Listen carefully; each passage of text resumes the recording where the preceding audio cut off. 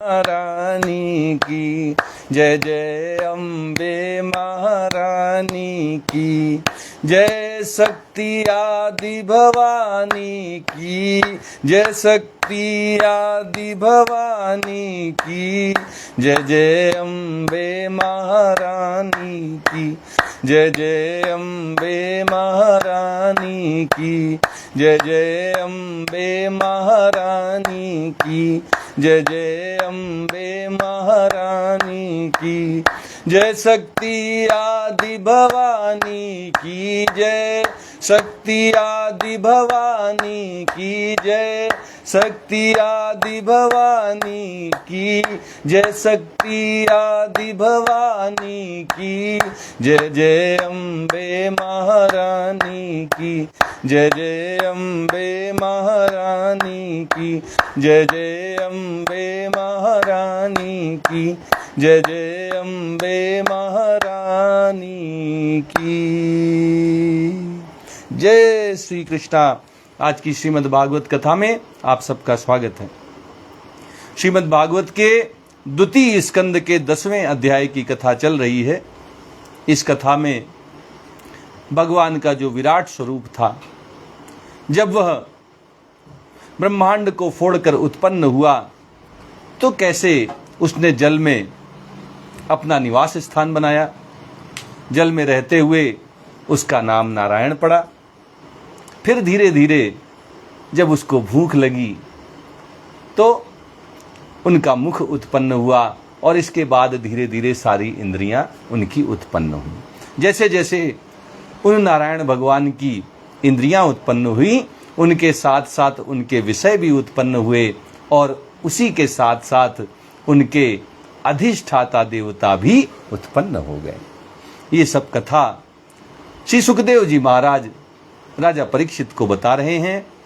वे कहते हैं, एतद भगवतो रूपम स्थूलम ते व्याहृतम मया महयादिभिश्चावरणैस्तपिः वैरष्टभिर्बहिरावृतम। श्री सुखदेव जी महाराज कहते हैं, एतद भगवतो रूपम स्थूलम ते व्याहृतम मया महयादिभिश्चावरणैरष्टभिर्बहिरावृतम। कि राजा परीक्षित, मैंने भगवान के इस स्थूल रूप का वर्णन, उनके शरीर का वर्णन, जो उनकी शारीरिक बनावट है, उनकी इंद्रियां हैं, इन सब का वर्णन तुम्हें कह सुनाया है। भगवान का ये शरीर बाहर की ओर से पृथ्वी, जल, तेज, वायु, आकाश, अहंकार, महत्तत्व और प्रकृति, इन 8 आवरणों से घिरा हुआ है। भगवान का जो शरीर है उसमें 8 आवरण हैं।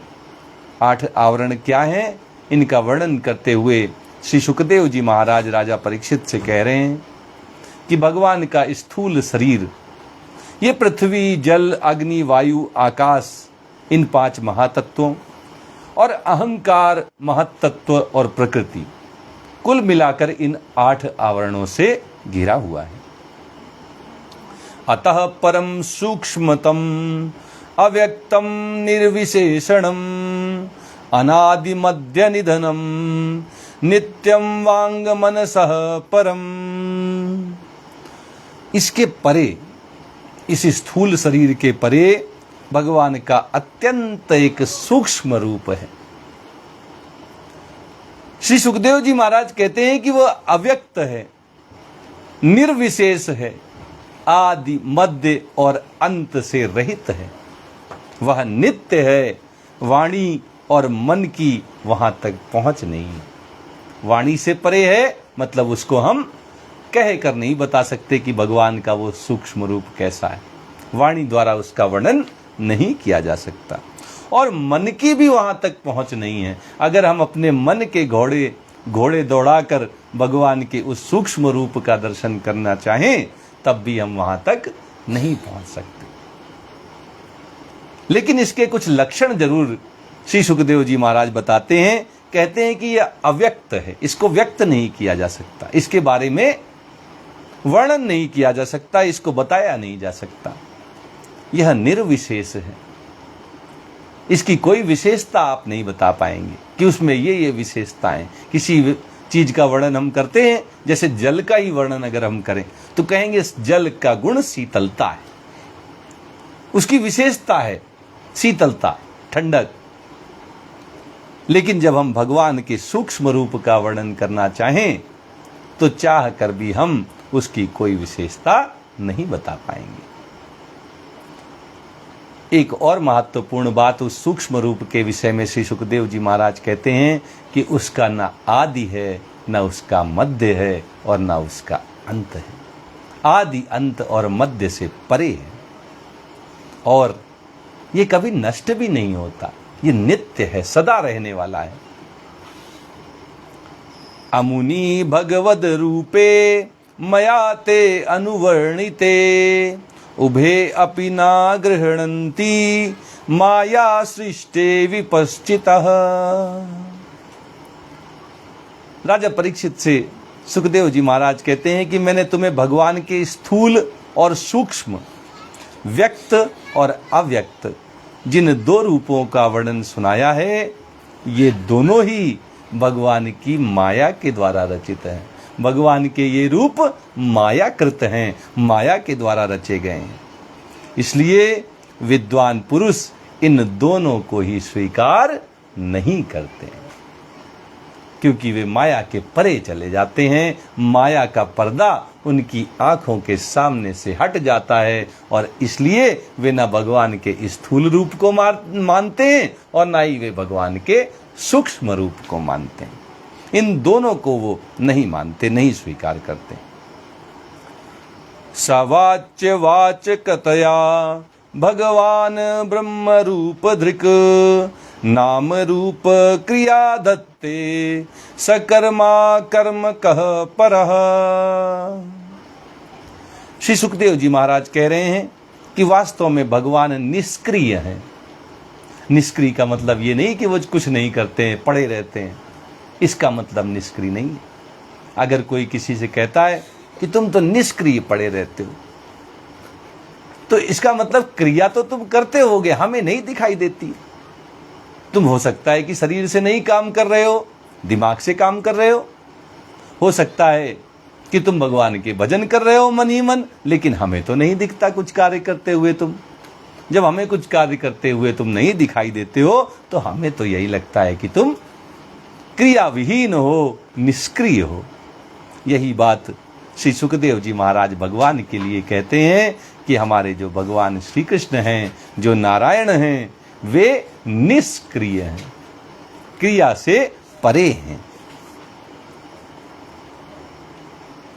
अपनी शक्ति से ही वे परमपिता परमेश्वर भगवान श्री कृष्ण सक्रिय बनते हैं। निष्क्रिय है उनका स्वभाव, कोई क्रिया होती हुई उनमें नहीं दिखाई देती, क्योंकि वे सबके कारण स्वरूप हैं। लेकिन फिर भी जब उनको सक्रिय बनने की इच्छा होती है, जब उनको ऐसा लगता है कि अब बिना सक्रिय हुए काम नहीं चल सकता, तो फिर वो परमपिता अपनी शक्ति से स्वयं सक्रिय हो जाते हैं। अजगर का उदाहरण यहाँ दिया जा सकता है, चुपचाप पड़ा रहता है, लेकिन जब उसको भूख लगती है तो फिर वो भी शिकार करता है।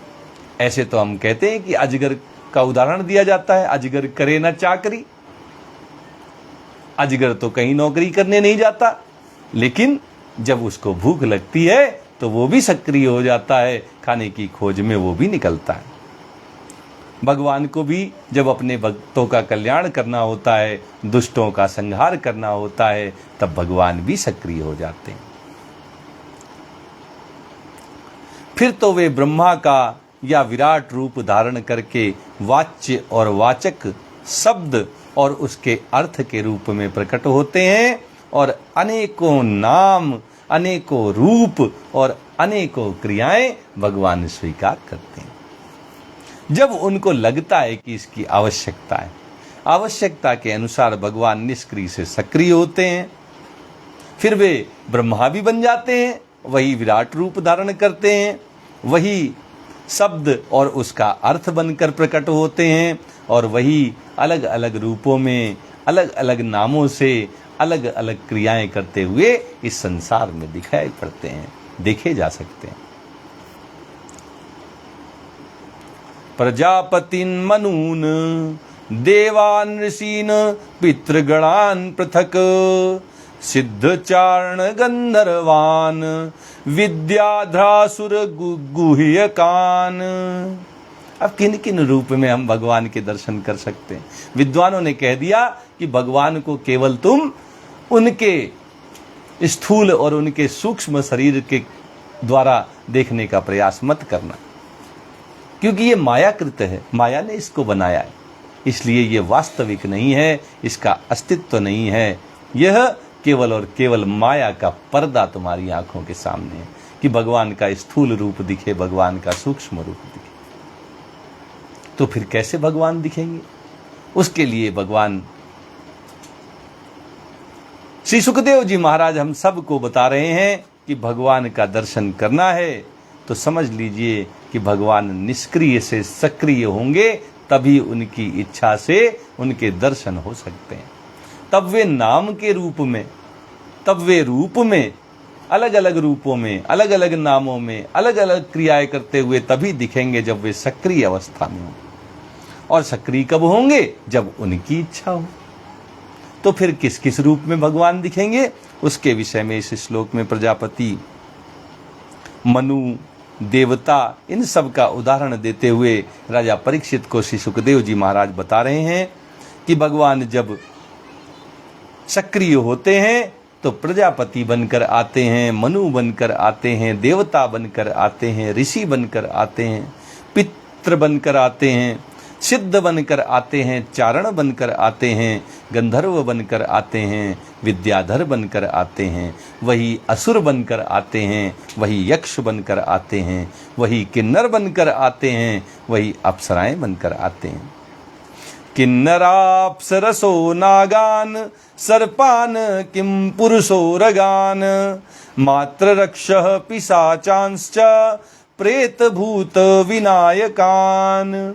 वही परमपिता परमेश्वर भगवान श्री कृष्ण किन्नर बनकर आते हैं, अप्सराएं बनकर आते हैं, वही प्रेत बनकर आते हैं, वही भूत बनकर आते हैं, वही विनायक बनकर आते हैं, वही कूष्मांड बनकर आते हैं। कूष्मांडोन्माद वेतालान यातुधानान गृहानपि खगान मृगान पशून वृक्षान गिरीन नृप सरीसृपान। वही भगवान है, वही भगवान श्री कृष्ण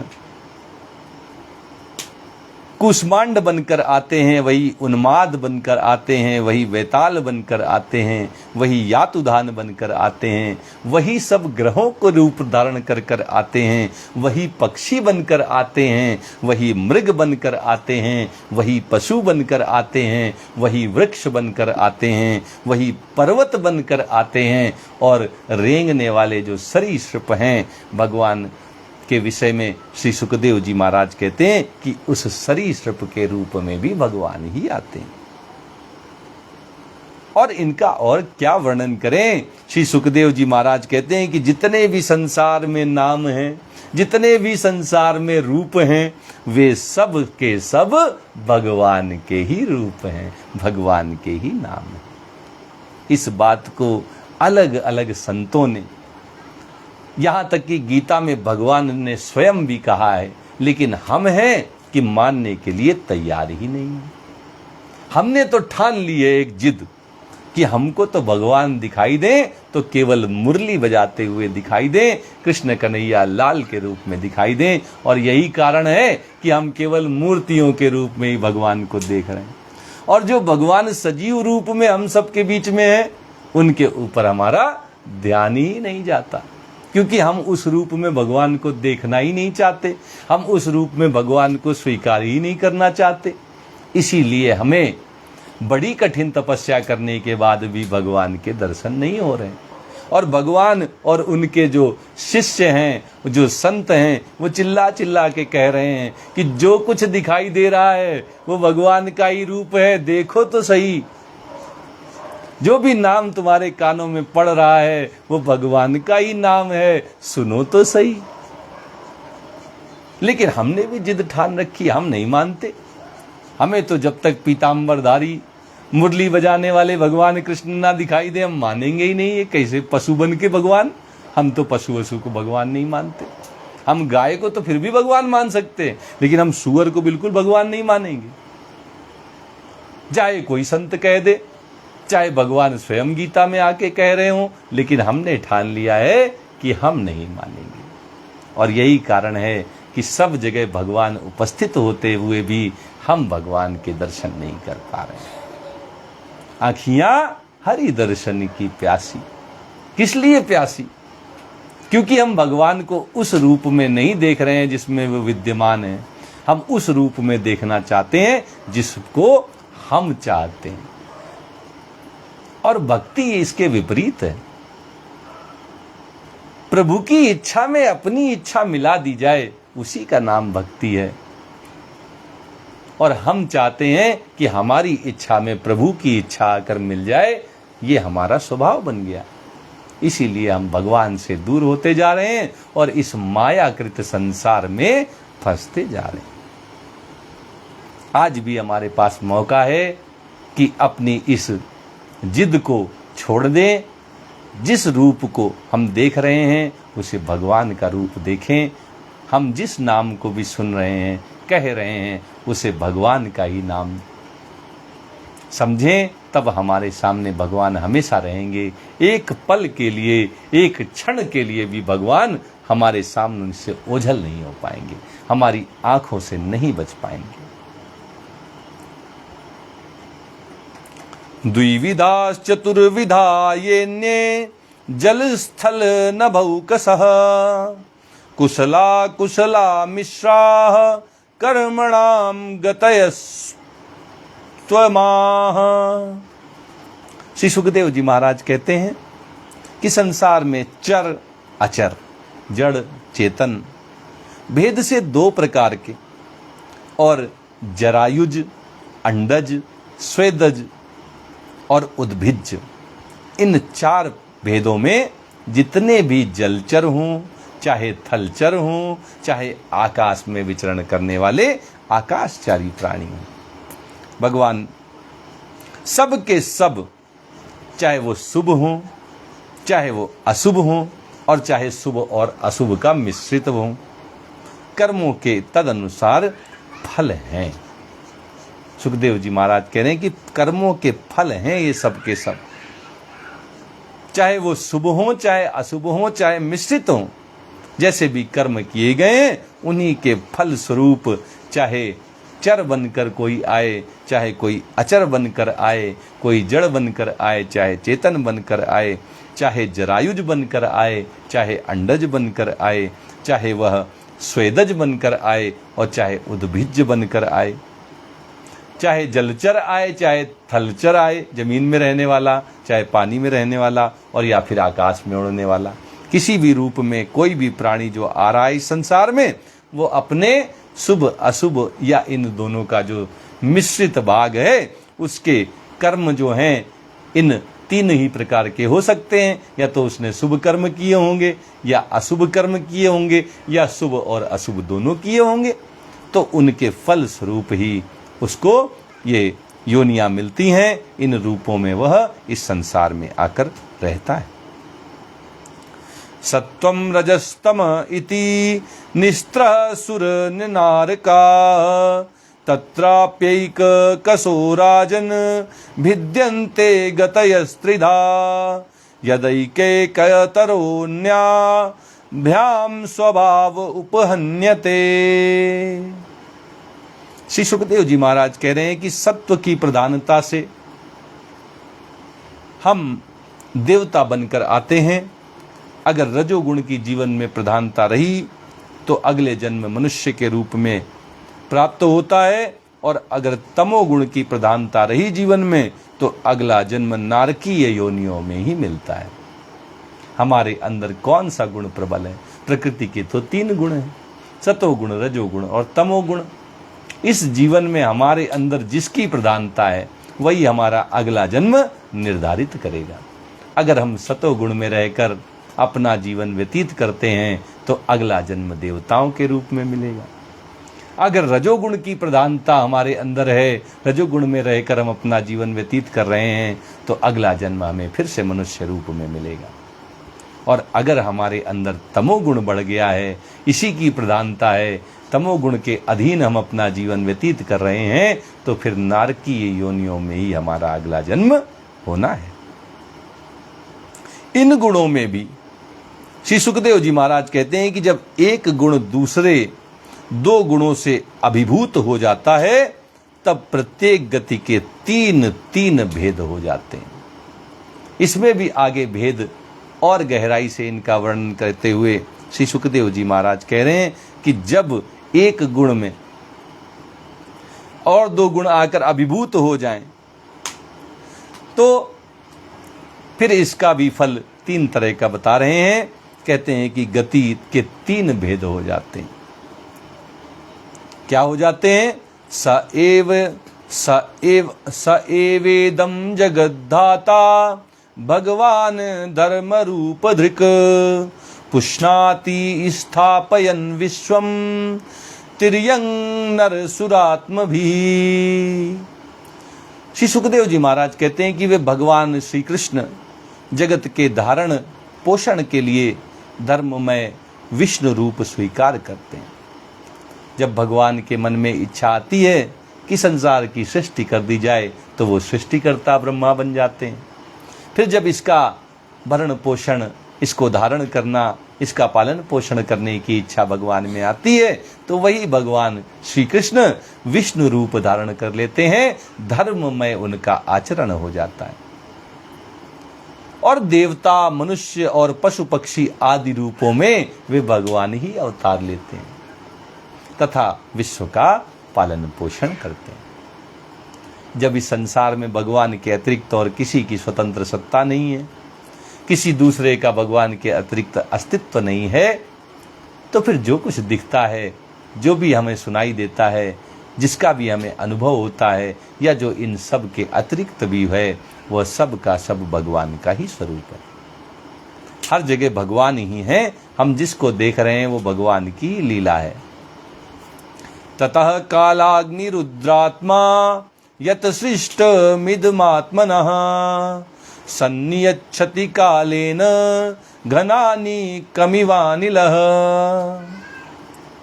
श्री सुखदेव जी महाराज कहते हैं कि जब प्रलय का समय आता है, तो उस प्रलय के समय के आने पर वही भगवान श्री कृष्ण अपने बनाए हुए इस विश्व को काल अग्नि स्वरूप रुद्र का रूप धारण करके अपने में वैसे ही लीन कर लेते हैं जैसे वायु मेघमाला को अपने में विलीन कर लेती है।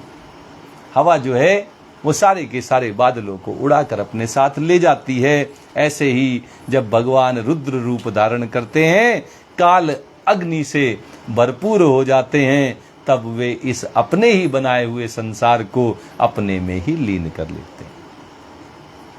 प्रलय का समय आता है तो भगवान संहार करता बन जाते हैं, रुद्र रूप धारण कर कर आते हैं।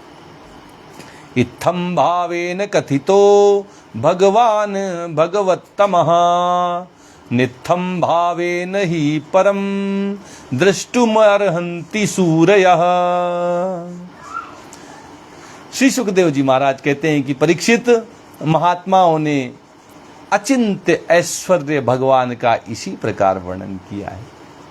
उनका तो रूप अचिंत्य है, उसका हम चिंतन भी नहीं कर सकते। हमारे मन वाणी से भगवान परे हैं और उनका ऐश्वर्य भी ऐसा है कि जिसको हम नहीं जान सकते, जिसकी हम कल्पना नहीं कर सकते। ऐसे भगवान का वर्णन संतों ने, महात्माओं ने इसी प्रकार किया है। परंतु जो तत्वज्ञानी पुरुष हैं, जो तत्वज्ञानी पुरुष हैं, केवल इस सृष्टि, पालन और प्रलय करने वाले रूप में ही उनका दर्शन नहीं करते, क्योंकि वे तो इससे परे भी हैं। ये सही बात है कि भगवान सृष्टि करता है, पालन पोषण करने वाले भी भगवान ही हैं और संहार करता भी भगवान ही। लेकिन वे केवल यही नहीं करते, इसके अतिरिक्त भी तो उनका ही स्वरूप है। ये सब काम करने के अलावा भी भगवान का अपना स्वतंत्र अस्तित्व है, और इसलिए जो तत्व ज्ञानी हैं वे केवल ब्रह्मा विष्णु और महेश के रूप में भगवान को नहीं जानते, वे जानते हैं कि भगवान इन सब से परे हैं। ये कर्म भी भगवान के ही हैं, ये रूप भी भगवान के ही हैं, लेकिन इसके अतिरिक्त जो भी रूप हैं वे भी तो भगवान के ही हैं। नास्य कर्मणि जन्मादौ परस्यानुविधीयते कर्तृत्व प्रतिषेधार्थम माययारोपितम हि तत्। श्री सुखदेव जी महाराज कहते हैं कि सृष्टि की रचना आदि कर्मों का निरूपण करने के पूर्ण परमात्मा से कर्म या कर्तापन का संबंध नहीं जोड़ा गया है। यद्यपि भगवान सभी कर्म करते हैं, सृष्टि की रचना करना, इसको धारण करना, इसका पोषण करना और फिर इसका संहार कर देना, ये सभी कर्म तो भगवान के द्वारा ही किए जा रहे हैं। लेकिन इसके बावजूद परमात्मा से कर्म या कर्तापन, इन दोनों का संबंध नहीं जोड़ा जाता। भगवान से कर्तापन का संबंध क्यों नहीं जोड़ा जाता? हम तो थोड़ा बहुत काम करते हैं तो हमारे अंदर कर्तापन का भाव आ जाता है, हम बड़े घमंड में भर जाते हैं, हमें लगता है कि हम ही तो इस घर को चला रहे हैं, हमसे ही ये संसार चल रहा है। लेकिन भगवान सब कुछ करने के बावजूद भी इस कर्तापन से रहित क्यों है? सब कर्म करने के बाद भी भगवान कर्म क्यों नहीं करते हुए माने जाते हैं? इसका वर्णन करते हुए श्री सुखदेव जी महाराज कहते हैं कि वो तो माया से आरोपित होने के कारण कर्तृत्व का निषेध करने के लिए ही है। भगवान के जो ये कर्म हैं, ये जो भगवान सृष्टि की रचना, उसका पालन पोषण और संहार करते हैं, ये सब कर्तृत्व की भावना से निषेध करने के लिए माया में आरोपित कर दिए जाते हैं। ये माया का खेल बताया जाता है कि ये माया का खेल है। भगवान की ही शक्ति है माया, और उस माया के द्वारा ये सब किया जा रहा है। ये संसार जो वास्तव में भगवान के एक केवल प्रतिज्ञा कर लेने से, भगवान की केवल एक इच्छा हो जाने से उत्पन्न हुआ। एको अहम बहुश्यामः, मैं एक बहुत भागों में बट जाऊं, और हो गई सृष्टि का निर्माण, हो गए सारे लोक उत्पन्न, हो गए इस अखिल ब्रह्मांड की सृष्टि। और फिर भगवान ने इसका पालन पोषण किया, इसको धारण करने का भी भगवान की ही इच्छा हुई। और जब उन्होंने देखा कि इतनी बड़ी सृष्टि है, कब तक चलेगी, एक बार फिर से नई सृष्टि की रचना की जाए, तो उस सृष्टि की रचना से पहले उस पुरानी सृष्टि को भगवान स्वयं में लीन कर लेते हैं, उसको संहार कर देते हैं उसका। इस तरह ये सब भगवान की माया है, और माया के कारण भगवान में न कर्तापन जोड़ा जाता है, न इन कर्मों को भगवान में देखा जाता है। अयम तु ब्रह्मणः कल्पः सविकल्प उदाहृतः विधि साधारणो यत्र सर्गाः प्राकृत वैकृताः। श्री सुखदेव जी महाराज कह रहे हैं कि ये मैंने ब्रह्मा जी के महाकल्प का अवान्तर कल्पों के साथ तुम्हारे सामने वर्णन किया है। ये अध्याय जो द्वितीय स्कंद का 10वां अध्याय है, ये ब्रह्मा जी के द्वारा भगवान के विषय में जो उन्होंने भगवान से सुना था, वो अपने पुत्र देवर्षि नारद को वही भागवत ब्रह्मा जी सुना रहे हैं। उस भागवत का, उस कथा का अंत की ओर पहुंचाते हुए अब ब्रह्मा जी अपने पुत्र महर्षि देवर्षि नारद से कहते हैं कि मैंने तो ब्रह्मा जी का जो ये कल्पों का वर्णन था, ये सब तुम्हारे सामने बता दिया। सब कल्पों में सृष्टि का क्रम एक सा ही है। सृष्टि उत्पन्न होती है, धीरे धीरे उसमें परिवर्तन होते हैं, और परिवर्तन होते होते एक अवस्था आती है जब वह सृष्टि फिर से भगवान में लीन हो जाती है। और ये क्रिया बार बार चलती है। कल्पों में सृष्टि का एक सा ही ये क्रम चलता रहता है। अंतर है तो केवल इतना ही कि महाकल्प के प्रारंभ में प्रकृति से क्रमशः महत्त्वादि की उत्पत्ति होती है और कल्पों के प्रारंभ में प्राकृत सृष्टि तो ज्यों की त्यों रहती ही है। जब महाकल्प आता है और जब केवल कल्प आता है तो थोड़ा अंतर होता है। महाकल्प में जो प्रकृति है, महातत्व है, इन सब की उत्पत्ति होती है, लेकिन जब कल्प का पतन होता है, नया कल्प प्रारंभ होता है, तब ये सब प्राकृत सृष्टि जो है, ये प्रकृति जो है, ये महातत्व जो है, ये सब ऐसा का ऐसा रहता है। केवल चराचर प्राणियों की वैकृत सृष्टि नवीन रूप से होती है। केवल अपने अपने कर्मों के हिसाब से सभी प्राणियों को फिर से अलग अलग जन्म प्राप्त होते हैं। परिमाणं च कालस्य कल्पलक्षण विग्रहं यथा पुरस्ताद व्याख्यास्ये पाद्मं कल्पमथो शृणु। आगे की कथा श्री सुखदेव जी महाराज राजा परीक्षित को सुना रहे हैं। कहते हैं, परीक्षित, काल का परिमाण, काल का कितना उसका अवधि है, उसका परिमाण क्या है, कल्प और उसके अंतर्गत मनवंतरों का वर्णन। कल्प में फिर से जो उसके कल्प के भाग हैं मनवंतर, उनका वर्णन आगे चलकर अब मैं तुमसे करूंगा। अब तुम पाद्म कल्प का वर्णन सावधान होकर सुनो। अब जो श्री सुखदेव जी महाराज आगे की कथा राजा परीक्षित को बताने जा रहे हैं, वो पाद्म कल्प की कथा होगी। आगे की कथा कल कही जाएगी। श्रीमद् भागवत जी की आरती करते हुए आइए कथा को आज यहीं विश्राम देते हैं।